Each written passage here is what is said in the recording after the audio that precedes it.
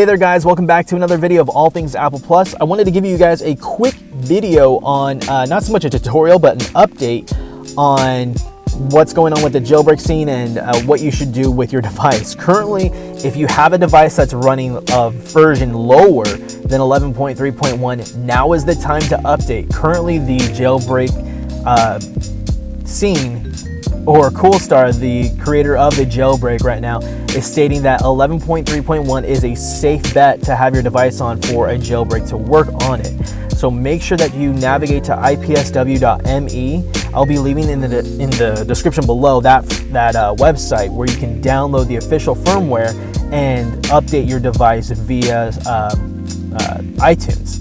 So make sure that you do that, and then navigate back to this site here, File Dropper, on Safari via your iDEVICE, and then make sure that you download this tvOS beta.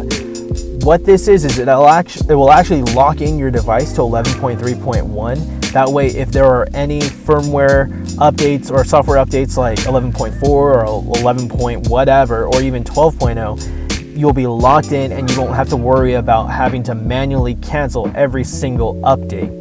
So make sure that you install this profile onto your device. Make sure that you do hit the restart button, not the not now button, but the restart button. That way the OS beta can take into effect onto your phone. And then once the jailbreak is out, you can remove the profile as you please.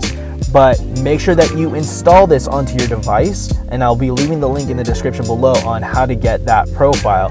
So I wanted to give you guys this video and make sure that this video got out before the firmware was no longer being signed. So please check that out ASAP. But if you guys did like this video, please like it up, comment, subscribe, and I'll be seeing you on the next one. Peace.